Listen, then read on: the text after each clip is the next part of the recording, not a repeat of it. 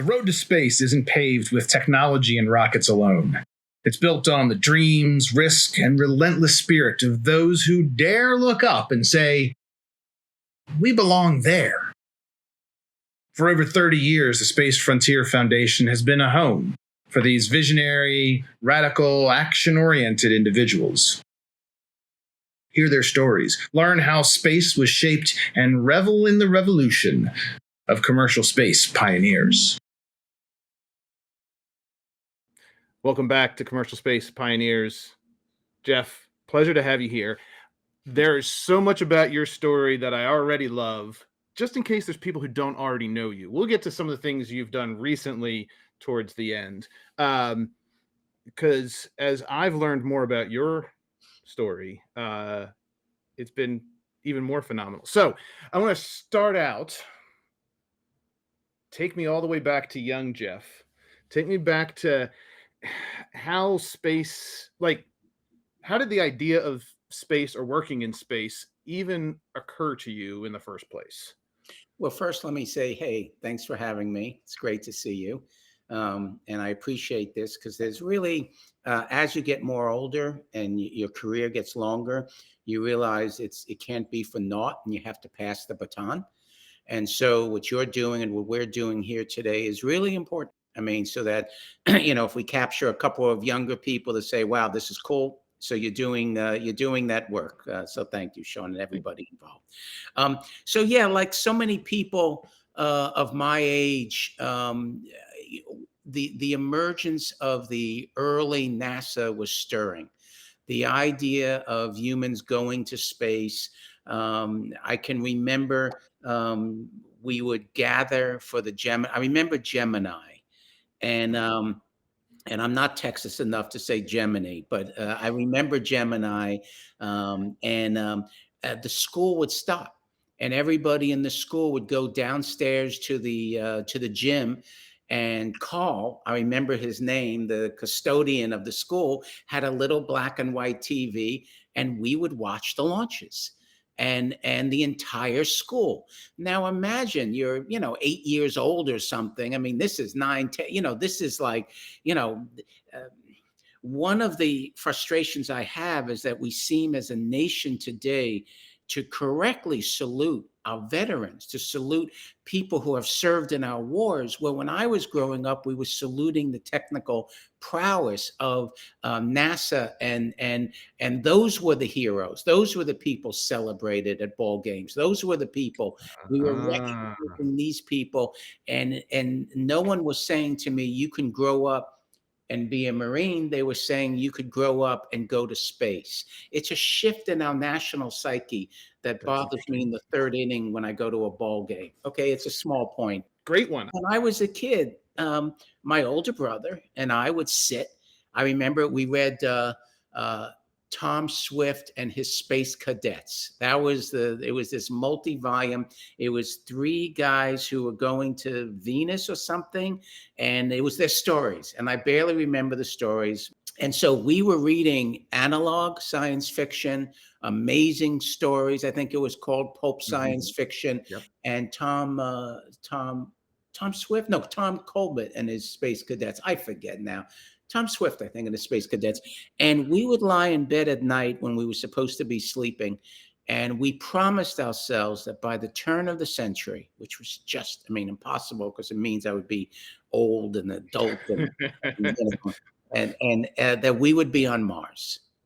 And that was it. So my brother grew up and led a normal life, and I didn't. While we're in the history of the space part, I want to, did you have something that helped you learn the people, like there was the fiction side, but were you also tracking the real part of it, like the innovation that went on, or did you learn that stuff later on? Well, I wasn't tracking the innovation, but everybody was following on Life magazine.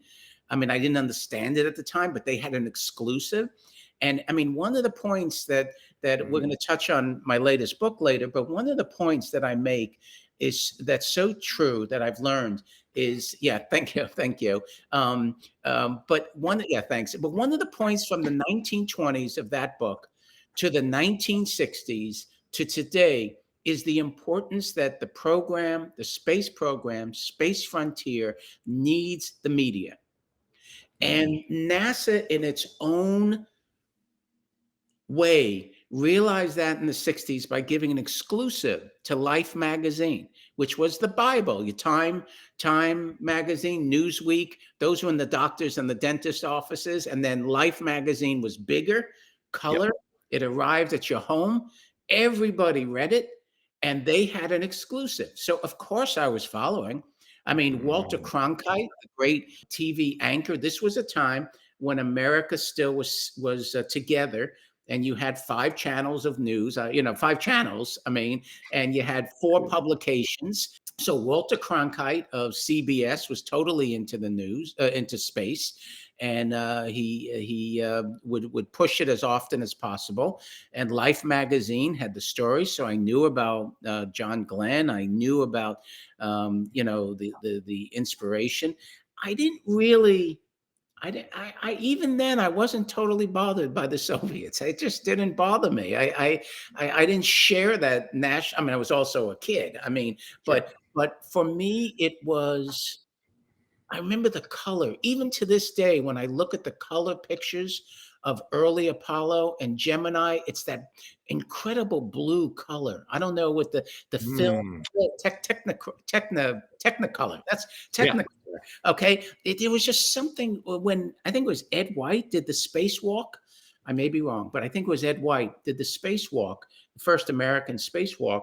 The colors were just so extraordinary. It was like a spring day to me. It was like a renaissance. And so I pictured space as being this alien, unearthly environment with brilliant color, vibrant colors, pushing oneself.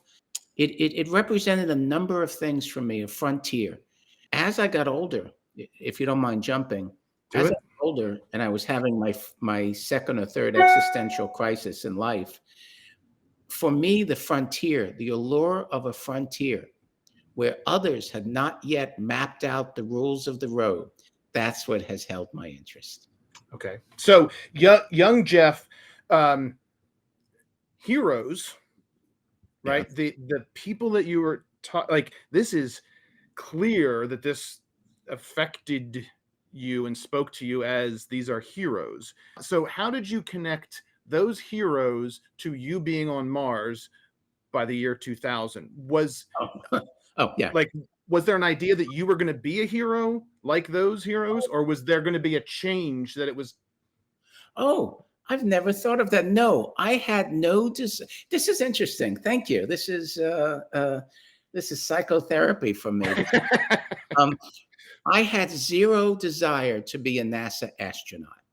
Okay. I have never thought about this, but from my early days, the government wasn't for me. Government was not for this boy. Okay. I had zero. I wanted to be like Tom Swift. He was not an astronaut for NASA. He was an explorer. He was a settler. He was a frontiers person. So from the early days, and probably still today, I want to be part of the expansion of humanity into space. I don't want to be a government employee. Okay, no offense to those colleagues who are. It ain't what I am. Okay, so I wanted to be maybe the first poet or the first writer or the first, when I was a kid, lawyer or something on Mars. I didn't want to be the government employee. Okay. So science fiction plays an important role there in, you've got the heroes and you've got showing that it's possible. And then you've got your future state of, like, there's some things that are in between, but I guess kids don't necessarily have to worry about the in between. As you get older, was the idea of career involving space something that guided you through high school, college, early career, or how did you go from that interest? What did that mean as you turned into an adult? Yeah. So it's a debate if I did turn. So, All right. so As those, you turned into your 20s, how about that? right, right. Thank you. Just to be truth in advertising. No, I discarded it. I was a neuroscience major at Northwestern and always was a science fiction nut. Asimov, Isaac Asimov, Ray Bradbury. I love that stuff. Time travel was just extraordinary to me when you get your head around it. So I enjoyed that. And then quickly, when I was finished Northwestern, I entered a master's program in psychology of memory, neuroscience. I didn't like it, and I dropped out. Started a film magazine called At the Movies in Manhattan. It was distributed free. It did well. I sold it after 5 issues. Came into a good chunk of money, and now I'm 23, 24 years old, and now I have to be an adult. So, what is the next step? Do I go to grad school to pursue the science? I'm sitting on a chunk of money. I was a 21-year-old publisher in film. What do I do? I had some offers to do things in publishing. And that's when I said no. I was the publisher of At the Movies. I wasn't the editor. And I realized I wanted to be more creative. So I taught myself to write. And I decided to combine the two consciously. It wasn't a fluke. I said, I'm going to teach myself to write. And the space shuttle had come along. The Reagan administration was touting it as this is a symbol of the new America. The fifth launch of the space shuttle. Administrator Jim Beggs declared a new commercial era. So I decided, yeah, it was interesting. In fact, I went down to Washington for the press conference. I really wasn't in the industry. And I decided intellectually, it wasn't happenstance, that I would be a writer of this new, interesting frontier rather than having to go back to school or do anything like that. And so I started a publication called the Space Journal. This is like 84, 85. It was devoted to what's happening in this new era of commercial space. And I put it out quarterly. I got subscribers. I began to meet people. Great way to meet people in the business. Put out your own publication. Even Administrator Beggs gave me an interview at one point. That was like the highlight. But I was writing about solar sales. I was writing. I remember I interviewed Charlie Schaefer, who was working with Deke Slayton on doing the first launch from America, commercial launch, the Conestoga 1. And so we would cover that. It was Space 1.0, commercial Space 1.0. I also became a freelancer. I was writing for the New York Times, Aviation Week, business magazines. I was making a living. I'm very proud of this. I was making a living from writing about space. And I became the go-to for this new thing called commercial space. And so I remember the New York Times turned to me at one point and said, if this keeps going up, you will be our correspondent for commercial space. But it didn't. A turn. So Yeah. why didn't it keep going up? Well, therein lies the rub. Okay. All right. The rub and the explanation for what some may consider the winding path I took and we all took to get to where we are today, but it was really straight as can be. It didn't happen because our number one enemy was NASA. NASA was the number one enemy in the late 80s and early 90s to commercialization of space. And so as I began to interview these amazing 1.0 entrepreneurs, it could be Deke Slayton, one of the original 7. He had space services, the launch of Conestoga. Russ Ramsland, who was doing microgravity research, gallium arsenide on the shuttle. Joe Allen, a former astronaut, and Max Faget, whose name is on the patent for the Mercury capsule. These were the first generation of commercial space entrepreneurs. And as I interviewed them, every single one of them had horror stories about how NASA was shutting down their business. But hold on, NASA is space. NASA, that was that was what inspired you, right? That was NASA in Life magazine. And so these same people that were in the space program from the 60s, by the 80s, those people that were at the front edge of the government development now are trying to be in the front end of commercial space development. Is that right? Yep. And even then, finding, and out of curiosity, and this is going to presage something that will come later, but did you believe them when they said, oh, NASA is the enemy and you're writing this, right? Did you think that they were right, or did you think, oh God, they just don't understand, the world has changed and they're not changing with it?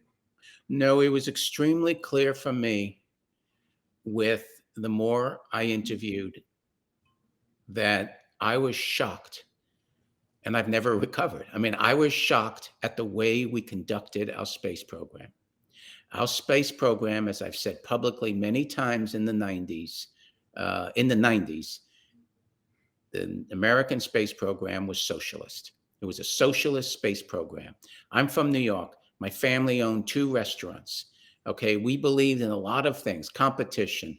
Okay, we believed in customer first. I mean, all these things that I didn't know were, which were every part of the United States, the way we do our business.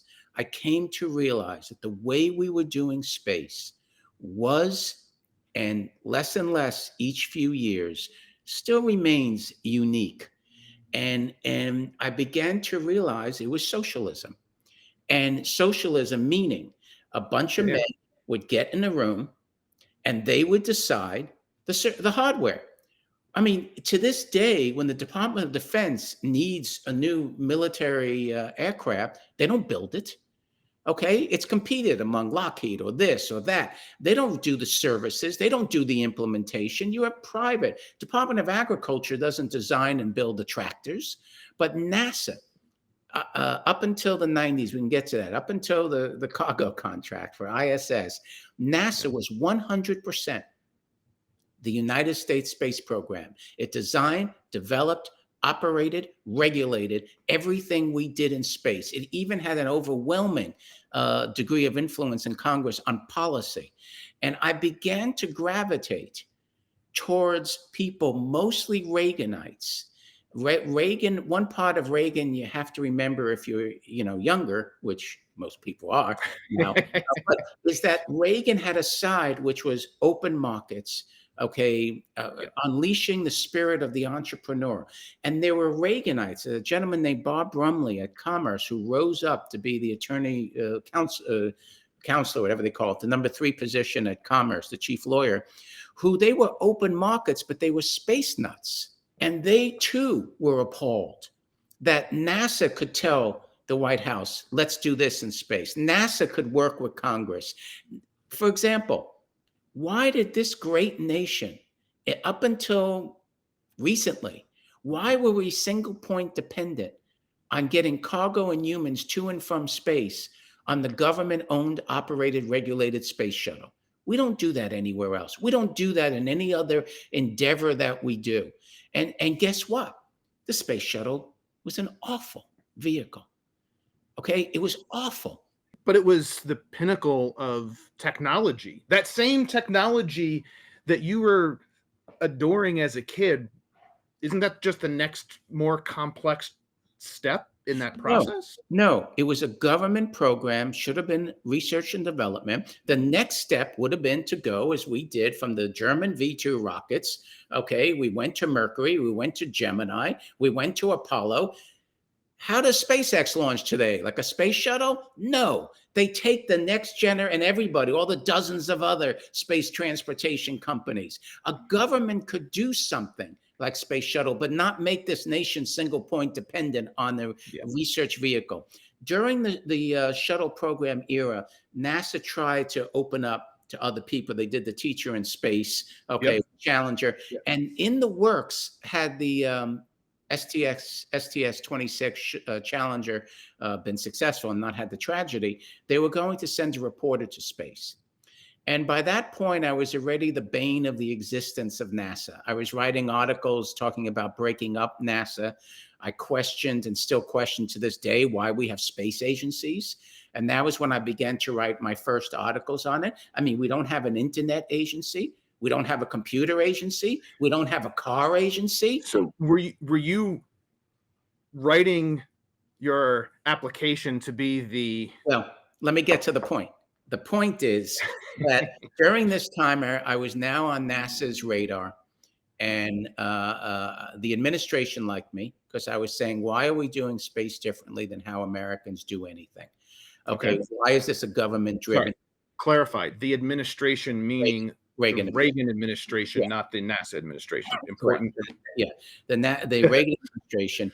One day, I'm standing there with Max Faget, who I've said, has his patent on his name on the patent for the Mercury. He's considered the chief designer. That's almost a Russian term, but he was the lead designer of the space shuttle. And so I turned to Max, and I can't duplicate his Cajun accent, but I was like, "Hey, I'm thinking of applying just to give NASA heartburn for the reporter program." And he looks at me and he said, "Are you prepared to die?" And I was like, this is before Challenger. This is before. And I look at him. I'm like 20 something. And it goes through my head. I'm like, no. And he says, the shuttle is an experimental vehicle. And then he used he said, like, that baby, that baby, I don't remember now, but he used, he said that baby or that, it's not what we intended. It was designed by a committee. And, it was understood at that time that this was a cutting edge vehicle. There was a vote in Congress. So I'm sort of newly emerging as a voice in the community. I'm this young man in New York. I got my own publication. I'm writing for Business Week, New York Times. I'm writing for different things. And I'm trying to uplift the pioneers of commercial space, and I'm critical of the way we're doing our program. But I'm not involved really in Washington. But there was a vote. I don't remember the date. It was sometime in the 80s where NASA forced a vote in Congress to shut down every single launch vehicle that DOD operated. There was no private sector, to make the United States of America single point dependent on the shuttle for everything. And why would they have done that? Just before you tell me what happened, why? Turf. Everything NASA did was to keep the shuttle. So in those days so I got on Amtrak and I went down to Washington, okay? And I met with people and I'm explaining to staffers. It was the first time I met staffers. It was the first time. And I was like, I have no dog in this hunt.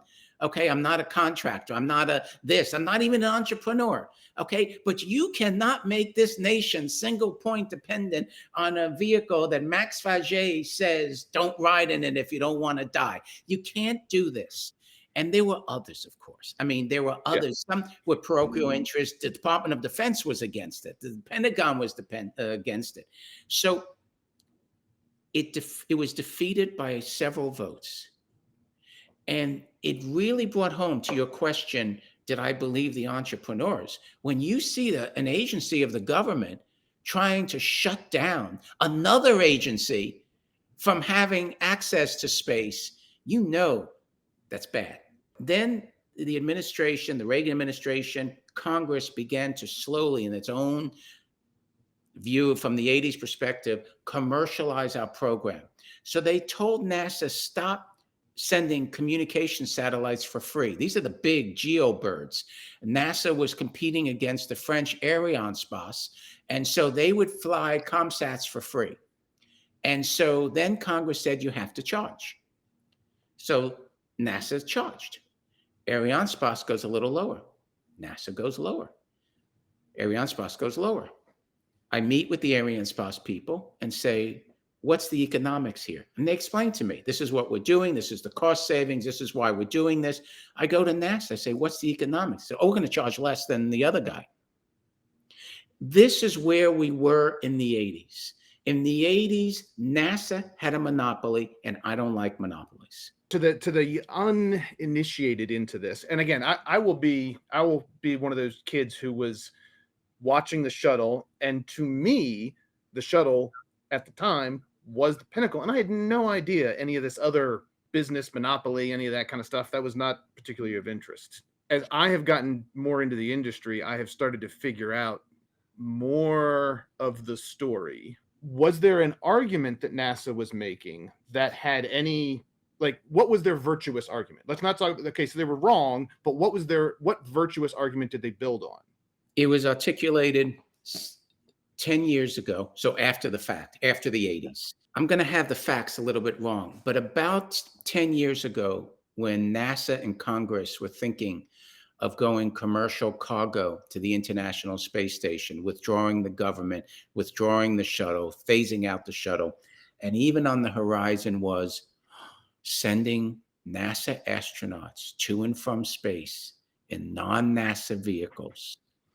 They rolled out what I call the Mount Rushmore of space. It was like Neil Armstrong, maybe Stafford, and I shouldn't say, but I remember it was Neil Armstrong, and two other great American heroes of space. And they were opposed. And basically the argument boils down to space is too important to be trusted to the private sector. That has been the argument throughout my career. Less and less people now hold that view. And jumping to today, one of the final ingredients in the puzzle that has fallen into place is the important response, the assets we have in commercial space to help in the Ukrainian war. One of the final things that has shown those still clinging that this is too important is without commercial space, we wouldn't have the Starlink connections of Elon Musk. We wouldn't have Maxar on Earth observation, Spire on Earth observation, Planet and Earth observation. Okay, when the Russian invasion began, there were people in the Pentagon and people in our industry, in our community saying, oh gosh, guess what? Commercial space was there to help. And so from the 80s forward, really from the 40s, but from the 80s forward, the argument has been this is too important. And it comes out of John F. Kennedy creating NASA, Eisenhower and Kennedy creating NASA as a response to the Soviet Union. It was created as a fig leaf to pretend that our interest was only civilian science and it wasn't the strategic importance. Then the Reagan administration invited me to join the administration the last year, and it was to help set up something that still exists to this day, the Office of Space Commerce, and it was created with the sole intent of helping to bust up the NASA monopoly on policy and relations with the industry, with community. That's So, go ahead. Okay. You're a writer. Yeah, I You're know. Funny. right? So I wrote a piece in the New York Times, what was then called Pete Marwick, called me up, a gentleman who's still in the industry, Space Florida, Frank DeBello, calls me up and says, I read your piece in the Sunday New York Times. Would you like to write and consult for Pete Marwick? I'm like, well, I don't know how much. And he told me, I'm like, yes, I will. Okay. Yes. It was a year's worth of my rent. Okay. So I became a consultant like that. Okay. I'm advising Pete Marwick today, KPMG, on this new thing called commercial space. And then Jim Samuels from Shearson Lehman American Express, doesn't exist anymore. It's been broken up and everything, called me up and said, I'm reading your stuff. You're good. You want to learn how to do analysis, analyze financially some of these new companies and help me write. And so I went down to Wall Street. I had an office on the 44th floor of the World Trade Tower. Okay. Jim Samuels set up, and I worked for him, the first fund on Wall Street. It was for commercial space. It was $10 million, called the Commercial Space Fund, from Shearson Lehman American Express. We invested in George Koopman of American Rocket. He tried to do it was a hybrid fuel. He was absolutely vocal in his disdain for NASA, and it was a very emotional time. We invested in about 4 or 5 companies, and it was total failure because of the policy and other issues. But that sort of got me on the screen of people in Washington. And so I wasn't quite the writer, but I still was. And then Bob Brumley and Greg Fawkes at Commerce, they were tasked, and they helped set up the Office of Transportation that took away from NASA the right to regulate launch vehicles. And Department of Transportation has the function of transportation regulation. This is the beginning of making our space efforts normal. So transportation had been set up. I believe Courtney Stadd was the first director. And then they called me and said, would you be interested in coming down to Washington? I was living on a farm in Vermont then, as happy as could be, okay, writing and doing all my stuff. And would you like to come down to Washington and help us set up this Office of Space Commerce? And I was like, okay. And then they said, the guy said, how did you vote in the last election? And if you didn't vote Republican, just don't answer me. I remember I went silent. Okay. He goes, can you keep your mouth shut? I said, I can keep my mouth shut. So they brought me in. And so hold on. Okay. Back at that time, you thought you could keep your mouth shut? Oh, just not to tell them I hadn't voted. Okay, about that particular thing. About that. So when you asked Frank DeBello the question of what does it pay, and you were like, yes, I'm in. Did you ask the question about what does it pay to become part of the administration? No, okay, because you already knew. Question. No, I didn't. I went down to Washington. Somewhere I got a picture of me in a suit and a briefcase standing next to Doodlebug the cow, which was the neighbor's cow. Okay, and I'm going to Washington. Oh. For a job. Nice. And I met with Bob Brumley, and he said, here's the game. We're going to cut NASA off at the knees, and you're going to be the nice voice. I've checked you out everywhere. Everybody respects you. You're a good writer. Your policy's good. You got friends at NASA. I get that. I'm the dark side. Okay, Brumley said. I'm the dark side. Okay, we want to cut down this stupid space station freedom. Okay, we want private space stations. We want private launch vehicles. Okay, and you have a chance here to make history, to be, and he said, I'm 20, I'm like, golly, this is great. Okay, I'm like, okay, I only do so much with my writing. Now, and people were dying to get this job. I will say, it was like it was like they knew, people in the community, of which I really wasn't part, knew that, the Reagan administration was looking for somebody from the space community to parachute in and help guide it. And then it was announced it was the writer guy from, Shearson Lehman. It was and so I went in and NASA had set up this thing as socialists do and Soviets do. They had set up the government has set up a commercial department called the Office of Commercial Programs, run by a very nice man named Jim Rose. And he knew I disliked the whole program. He knew it. They had centers for development of space. It was completely like Gorbachev did with Glavkosmos. It was completely the government saying, it's like when Russians set up their equivalent of Silicon Valley, Skolkovo. It was recent, 7-8 years ago. I spoke there once. The government was setting up their version of Silicon Valley. That's what NASA was doing. They were setting up their version of commercial. And I went to Jim Rose and I said, that's what the Reagan administration was doing. Sorry, not NASA was doing, but the administration. Well, NASA was doing it, and the Reagan people were saying this isn't enough. This is still socialism. I'm sorry. Okay. This is still, so I went into Jim Rose and we fought them. And the highlight for us was twofold.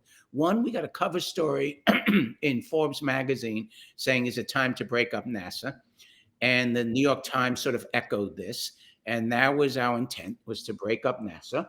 Everybody would say, well, who's going to do these things? Well, the research and the science would go to the National Science Foundation. Regulatory would go to the Department of Transportation. Interface with the industry would go to the Commerce Department. What am I missing? What am I missing here? Okay. And then we put out and we supported the first efforts for a commercial space station, U.S. space station, of which we're only realizing now, which is the bane of my existence. I've waited 20 years for this. You have no. You have not waited 10 years for it. You have worked for 20 it. years. Yeah, you have been.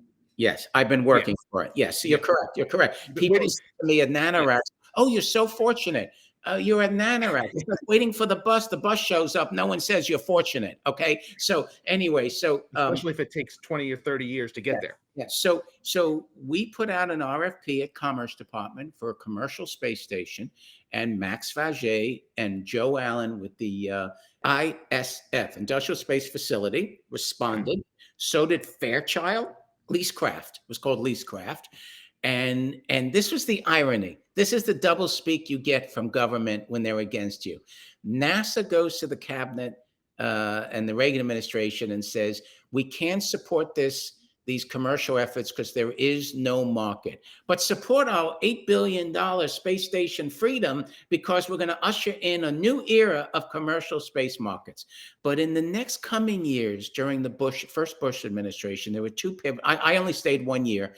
I was 1 year exactly to the day. They offered the Bush people coming in. I was like, no, government ain't for me. And one of the reasons was we continued with freedom at that point because the cabinet voted, I forget the number in the cabinet, X-1. It was like 14-1 to shut down freedom. And I was elated. I remember when they came back and told me, I'm like, yes. They said, no, we lost. The old man, meaning Ronald Reagan, wants the unanimous. And that's when I knew government wasn't for me. So when the Bush people said, you want to stay, I was gone. And what I did was two comments. One, I went to Russia, okay, and began to work for the Russians because they were the capitalists and we were the socialists in the 90s. And I helped privatize the Mir space, the Russian space station. I privatized Energia, working with the European Bank of Reconstruction. But the point I want to make is that it took another 4 or 5 years, and there were people in town who stayed in town while I was off in Russia. There were people in town who worked to shut down freedom. And then we came together because I'm working for the Russians, and I was there as we created the International Space Station after Dan Golden just couldn't deal with freedom anymore. And I remember when Mike Griffin called me.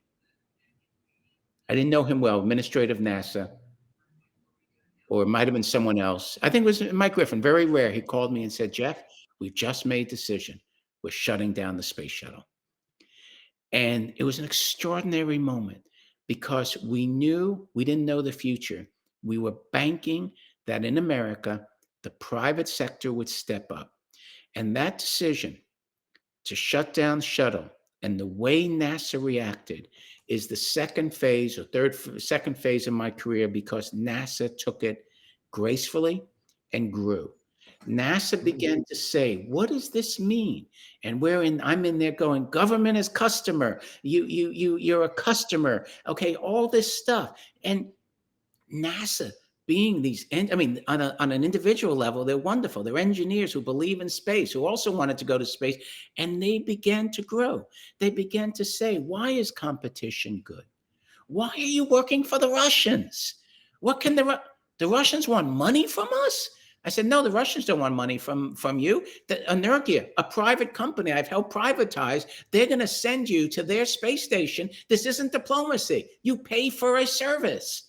The European Space Agency was the first one to agree, I'm jumping here, to pay for the service of taking their astronauts to the Russian space station Mir. I was in Moscow. I didn't go to the meetings in Europe, but when the head of Energia, to this day, the prime, the head of the Russian effort on ISS, came back and it's like, they agreed. And then we went to Dan Golden. Dan Golden called the Russians prostitutes and pimps and walked out of the room. But it was the future. And NASA understood it. NASA as a whole understood that the future would be, we pay for our services. We become a customer if someone else can do the assets. The Pentagon was the first to realize this. In the early 90s, it was the Pentagon that said, why are we building satellites? The private sector can build satellites. Why don't we lease it? There's a woman I know who was involved entrepreneurially in putting up a satellite, and she could only get this weird location. And then it was over Afghanistan. They were barely making money. And then the war starts. The Pentagon comes in, takes every transponder. She made a fortune. But like the Ukrainian war, the assets were there because of the commercial sector, and the Pentagon was, we don't have to build these things. So I went to Russia. Hold on. Okay. I gotta ask a few. Oh, okay. You don't need me to ask too many questions, but I want to inquire about your state of mind and your community. What was the rest of the world as you're charging off? Okay, so you're writing space stuff. Like, what was your social world like before you joined the Reagan administration? Before you get that far, what was the world around you when you weren't talking to astronauts like? I rarely spoke to astronauts, they're government employees. I was talking to the entrepreneurs. I never spoke to Okay. astronauts. I mean, Okay. I mean, But what was the yeah, I can break it into three phases, if I may. So phase one, when I was this 20-something writer up in New York writing these articles, I developed a following and became part of a community I didn't know existed. These were okay? space people who understood the challenge we faced from the way we did space.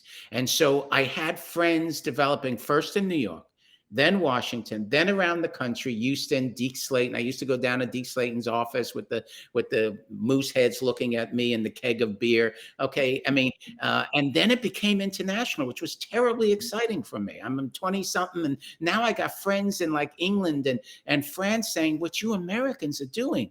What are you doing?" And then we were doing what we always do. We were destructively destroying ourselves to create. That's what American style markets do. We were destroying ourselves. That which was successful to get to the moon first, we realized, but we were self-destructing, bringing it down in order to create something new. So at that time, I had friends and I had enemies. I won't mention any of them, but I was developing my first strong enemies, which were the Apollo veterans, known heroes to the community. They regarded myself and all the others as just fringe younger people. It wasn't just young. I mean, Deke Slayton was there, Max Faget was there, but we were the enemy. We were completely the enemy. And throughout my career, the one constant in government has been the support philosophically of the Pentagon. The Pentagon, when I began to work for the Russians, the Pentagon, NASA, State Department were appalled. The Pentagon people were like, Gorbachev's willing to have an American? This is going to be cool. We know you. I mean, you're known. Wow. Let's see if this Gorbachev reforms perestroika is real. Huh. So they've always been that, support from the Pentagon philosophically. So phase one in New York, it was an exciting time because we would do, I mean, it was cool. We were trying to bring down the status quo. Okay. You had guys like Walt Anderson developing. Yeah. Okay. Rick Tumlinson comes out of that milieu, that soup, that stew. Okay. Out of that comes all these people taking different parts of the community. Rick became, the voice of radical change. And for some reason, I became a voice of more moderate change. I mean, I wanted to break up NASA, but I would have dinner with NASA people because I wanted to understand.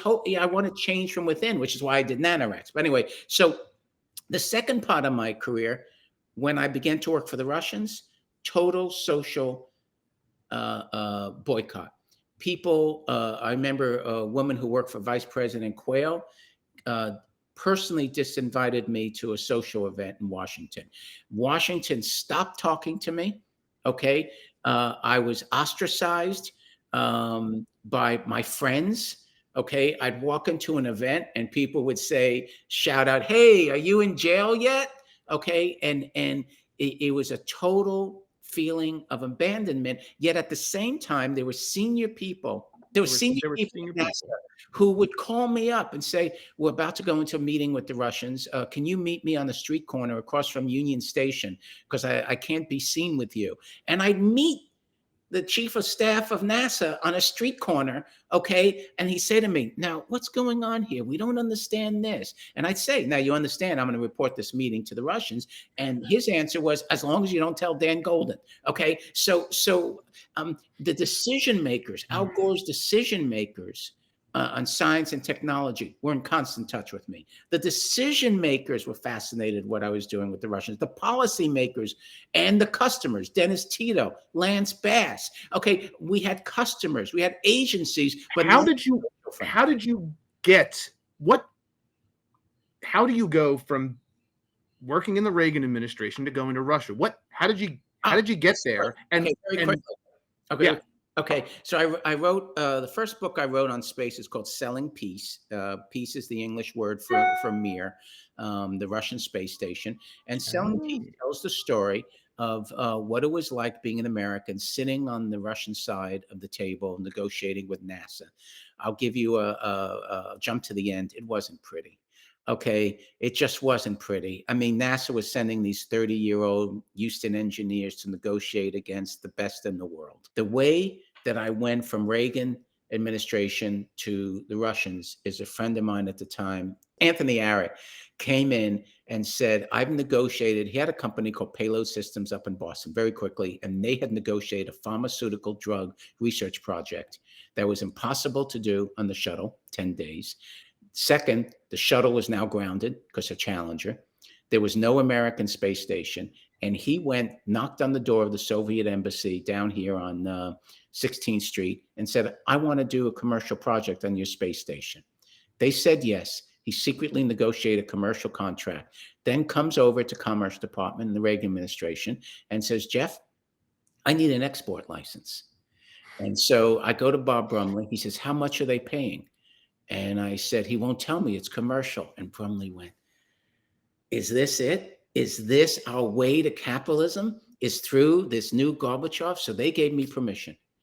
And we hid it from NASA. We hid it from State Department. My contribution to this whole thing was I had the application into DOD, State Department export, and I had them put on the front page, permission to do commercial research in a Soviet laboratory located 200 miles from Moscow.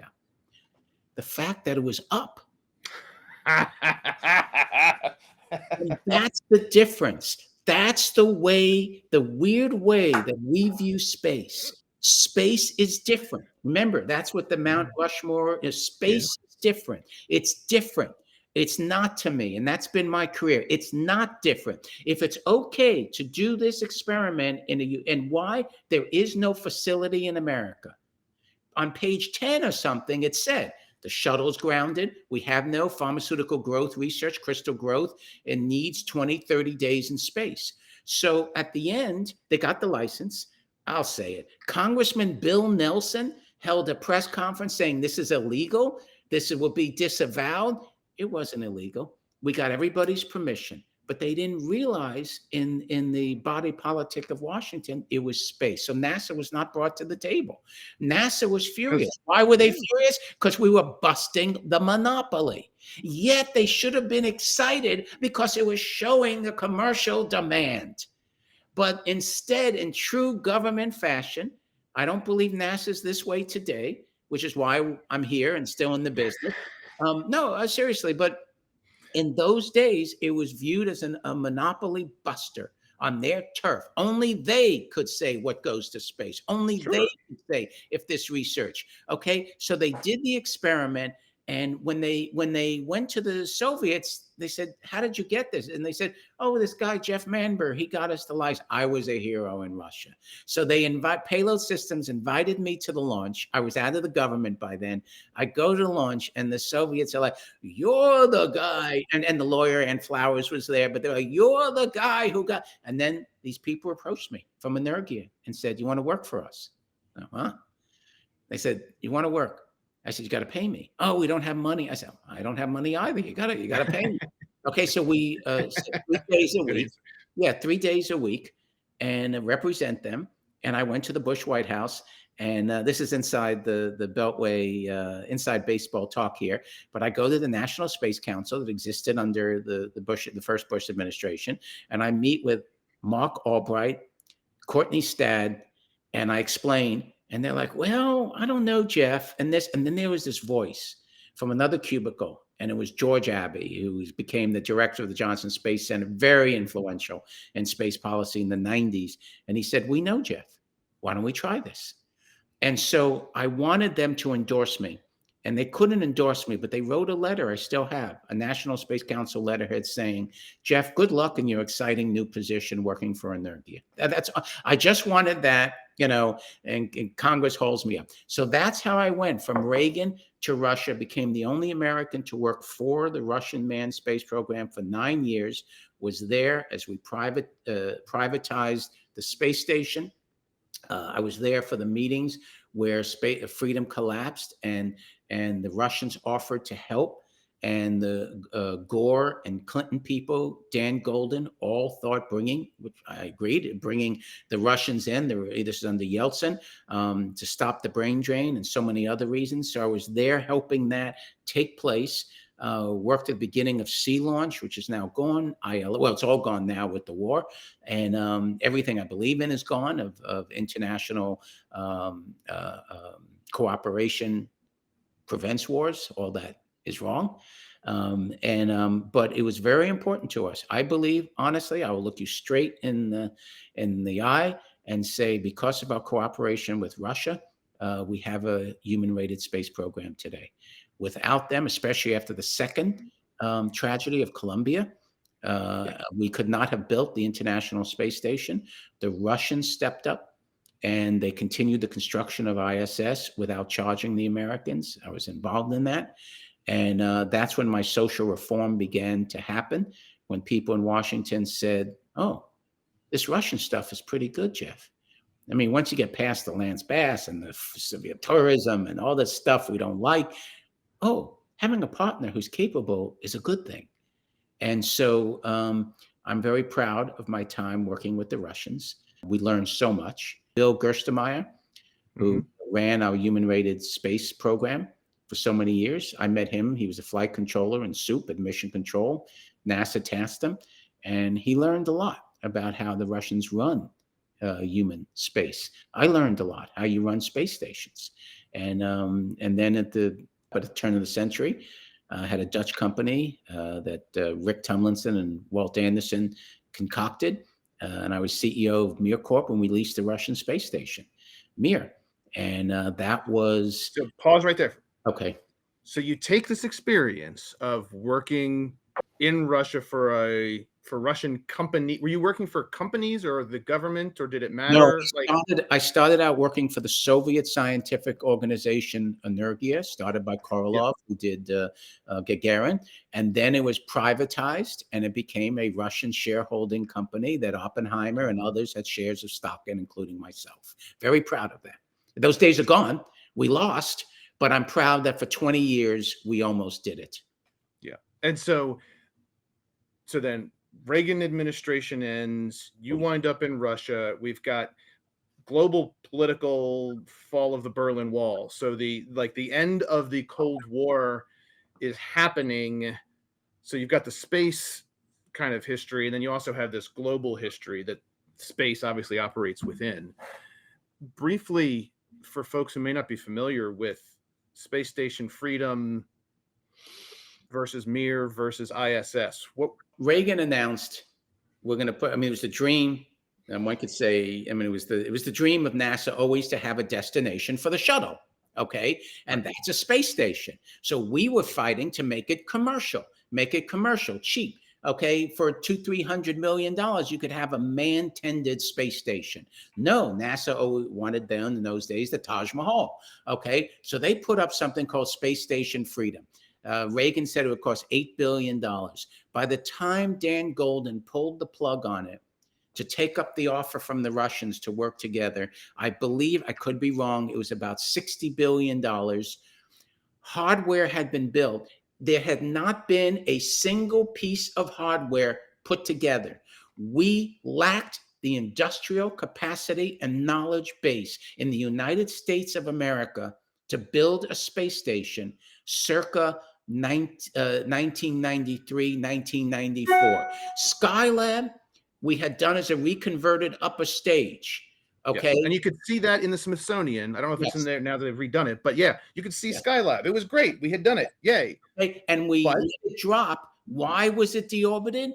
People forget this. Because the shuttle was so late, there was a gap between the Apollo, Saturn rockets, not Apollo, the Saturn rockets and our industrial capacity. It was to be that the Skylab would stay in orbit because the space truck was coming. It was 5 years late, and our only space station was lost into the ocean.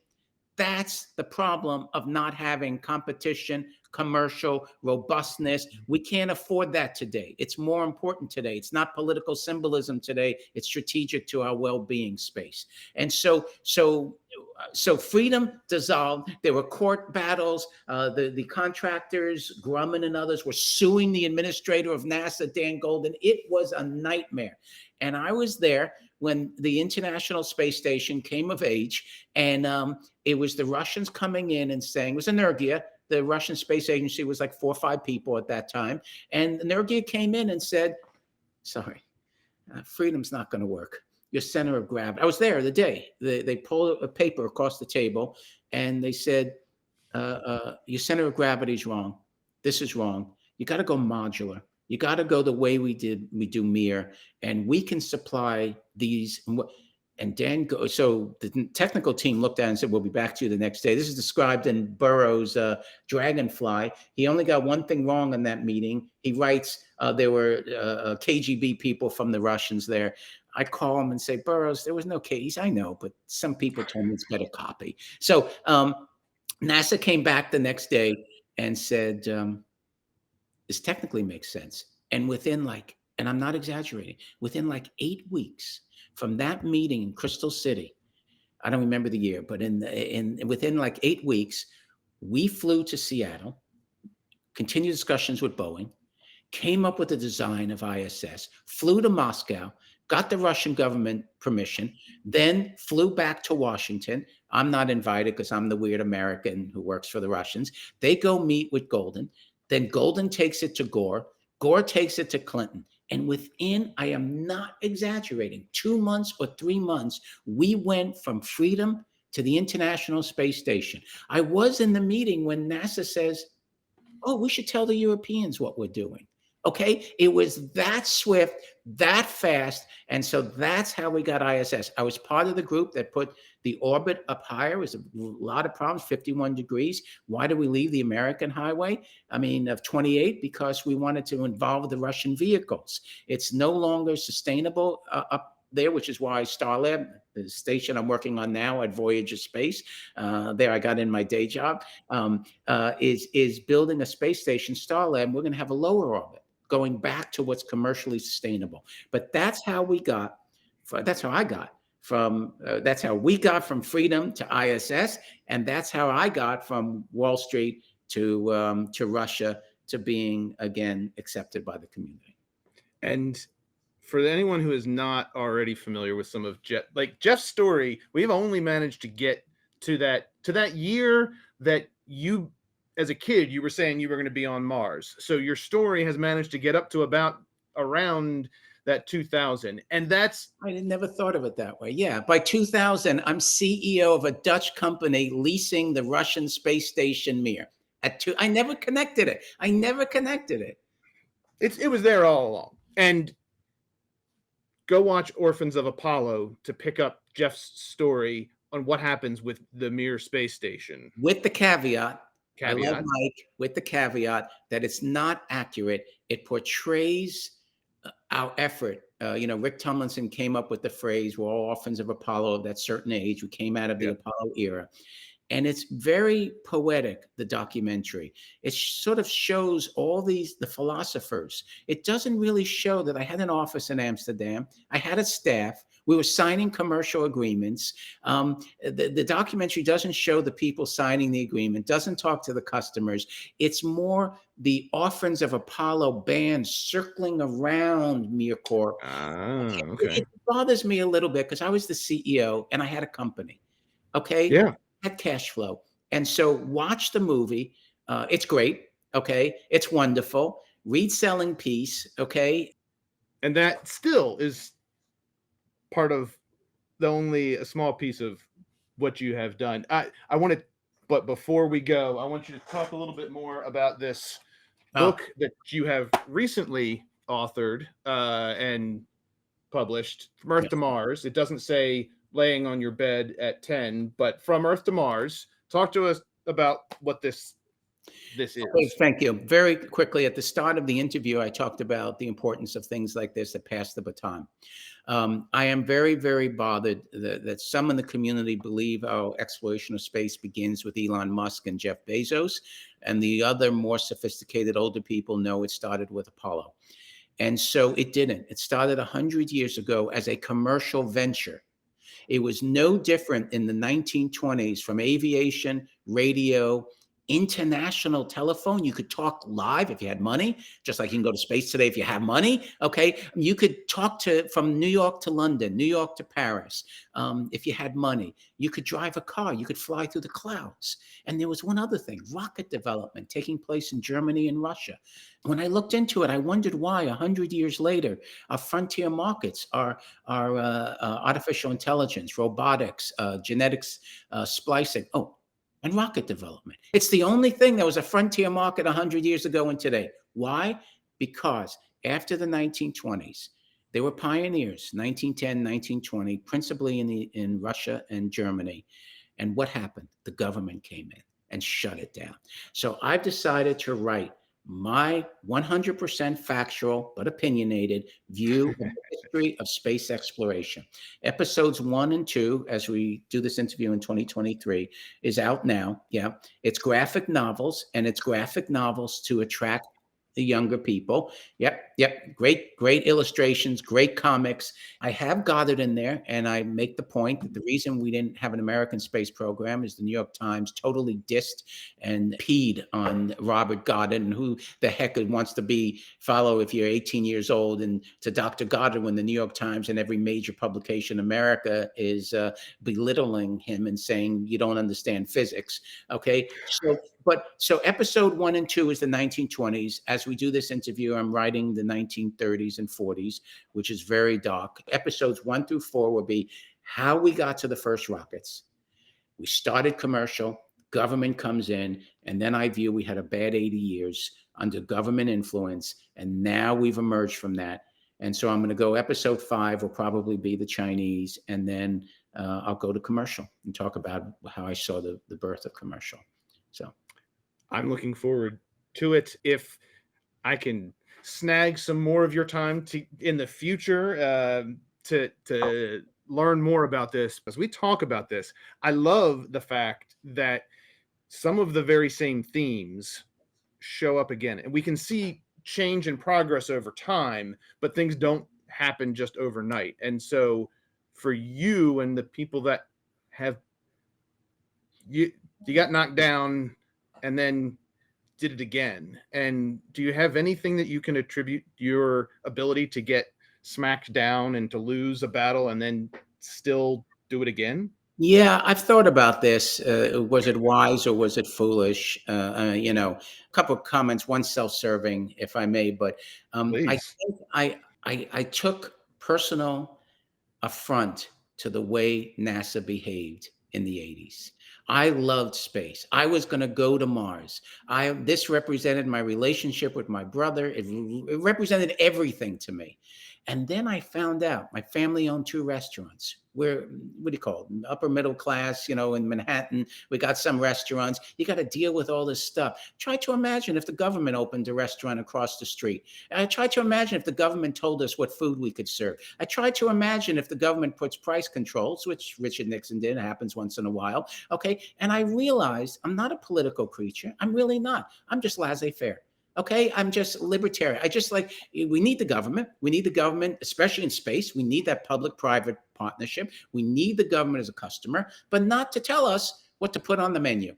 Okay, and so I think I took it as a personal affront, and I enjoyed very much that I had a voice because it was a frontier.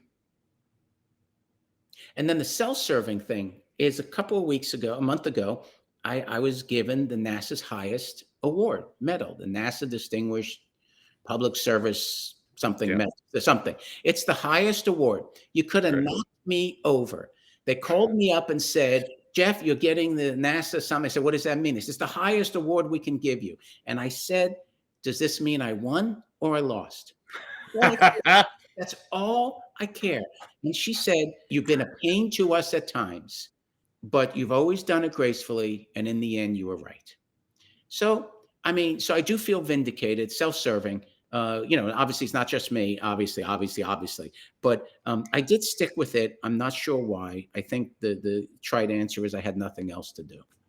I mean, what am I going to do? Oh, one thing quick. Do we have a second? I did leave the industry. At one point, the one time I left the industry, I'm in London after I left the Russians. Well, I didn't like where the Russia was going and stuff. And I left the Russians and I opened up this idea in Brighton, England, to do random number generators from space. Okay. It was this real cool thing. And there was an important guy in Hong Kong we had to call. And I called him. He didn't return my phone call. And I realized I take these things for granted. Why did I leave my industry? Why did I leave the community where I'm known? So I think part of it was also you're known, you've done something, and so that's where we are. You're gonna make me think and ruminate on that one because it's ups and downs. And look, there's a lot of us that have experienced ups and downs. I haven't accumulated the same number or the same amplitude, but it is tough. And hopefully our discussion can help people that are, taking on the mantle. And when you get hit, it turns out it can be tough, and you're not alone. There's not you'll not be the first person to suffer a loss. As long as you believe in yourself and you really analyze it. I used to say to NASA, I'm sorry, I'm on the right side of history and you're not. You're on the wrong side of history. Okay, so you have to believe in yourself. Today, what does that mean?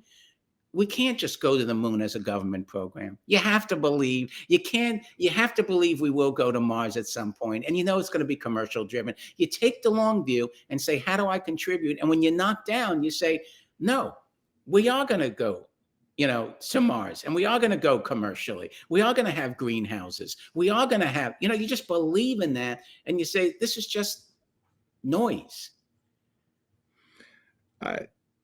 Anyway. Sage words and phenomenal advice. And Jeff, I always love chatting with you. I always learn a lot, and I can't wait for other folks to get to hear our conversation. Jeff Manber, commercial space pioneer extraordinaire. Thank you so very much. Yeah, thank you for doing this. It means a lot, I know, to the community. So thank you. Take care.